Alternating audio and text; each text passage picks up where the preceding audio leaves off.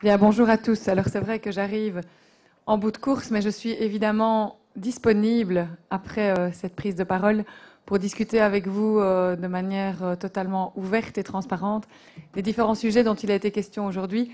Et sachez que j'ai été aussi bien informée, avec des yeux et des oreilles dans la salle, des différentes discussions qui sont évidemment des discussions importantes pour l'école aujourd'hui. Alors en prenant connaissance du programme, du contenu du projet qui vous a été présenté aujourd'hui, je me suis fait une réflexion qui peut sembler évidente, mais qui pourtant ne va jamais de soi.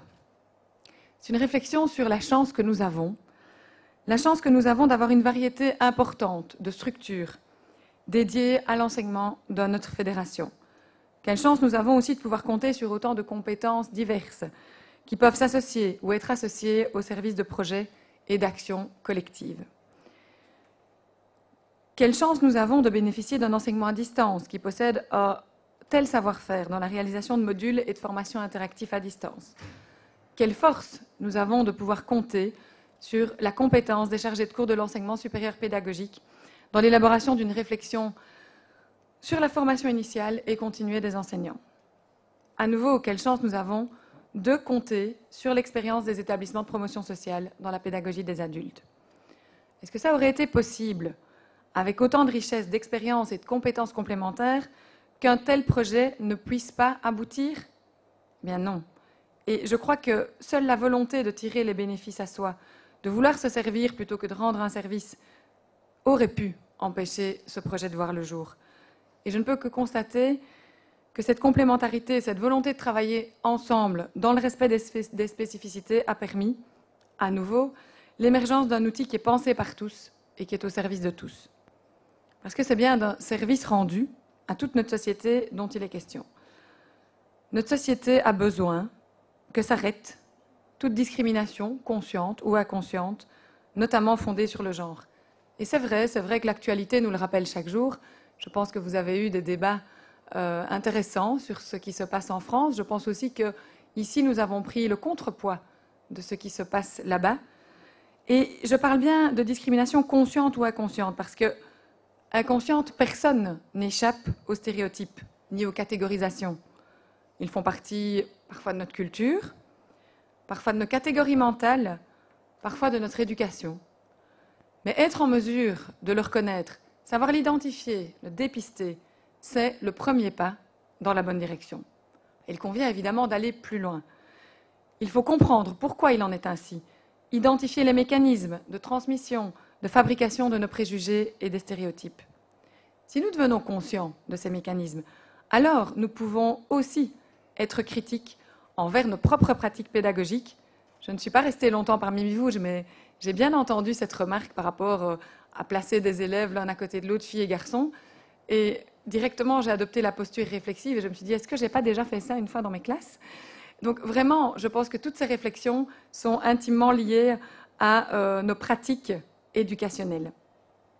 Et donc, si on devient conscient de ces mécanismes, on peut être critique envers nos mots aussi, nos expressions qui fusent parfois sans qu'on y réfléchisse trop, envers nos pratiques éducationnelles qui sans doute reproduisent quelque part celles que nous avons reçues.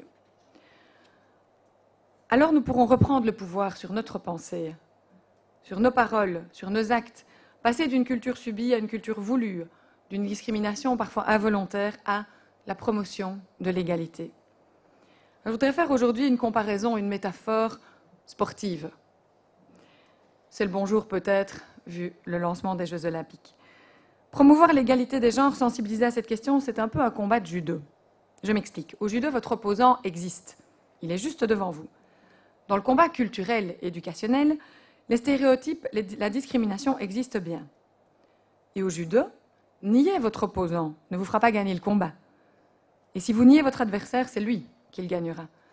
Alors dans notre lutte, nier les stéréotypes ou renier les discriminations culturelles ambiantes, nier les constructions culturelles, ça ne peut pas les modifier, puisque nous faisons comme si elles n'existaient pas. Et donc tout comme dans un combat de judo, le risque existe de se trouver nez à nez avec des gros problèmes de racisme, de xénophobie, d'homophobie, d'inégalité criante. Alors au judo, comment fait-on? J'en ai jamais pratiqué, mais visiblement, certains au sein de mon cabinet sont des spécialistes. Il convient d'utiliser la force et le mouvement de son opposant pour le déstabiliser, pour transformer ses mouvements et sa force à notre profit. Et donc, il nous faudrait utiliser les stéréotypes contre eux-mêmes, pour transformer les pressions et les forces culturelles vers la promotion de l'égalité, pour déplacer les courants discriminatoires, pour renforcer les courants égalitaires. En quelque sorte, utiliser la culture pour faire passer une contre-culture, utiliser l'éducation pour modifier l'éducation, et utiliser les stéréotypes, mais pour en construire de nouveaux. Et pour ça, mais c'est comme dans le sport, il faut un peu d'entraînement. Il faut des techniques, il faut apprendre à comprendre comment tous ces mécanismes fonctionnent. Et il nous faut découvrir comment chacun de nous, souvent, voire presque toujours, à notre corps défendant, nous tombons dans le piège de la discrimination par un mot, un acte ou une attitude. Alors ce module que vous avez élaboré, que vous avez testé et exposé aujourd'hui, c'est pour moi cet entraînement aux techniques, au repérage, à la critique et à l'autocritique. C'est cette ressource qui permet de dépister, de prévenir les discriminations de genre, parfois subtiles, et, in fine, de promouvoir l'égalité de genre. C'est ce recours à l'éducation, pour contrer l'éducation, c'est ce détournement des stéréotypes discriminants au profit de la promotion de l'égalité des genres. Alors ce module a été conçu par des professionnels, pour des professionnels. Il est essentiel pour former tous nos éducateurs et nos enseignants, aussi bien en formation initiale que continuée, dans la lutte contre tous les courants et pratiques discriminants qui traversent notre société, mais aussi bien sûr notre école. C'est pour moi un des éléments de responsabilisation et de professionnalisation de tous les acteurs de l'enseignement dans leur mission éducationnelle, qui bien sûr relève du décret mission, mais aussi des missions orientantes de l'enseignement. Alors je sais que certains parmi vous sont inquiets par rapport à la pérennisation de cet outil, du site et du module pour lequel vous avez durement travaillé.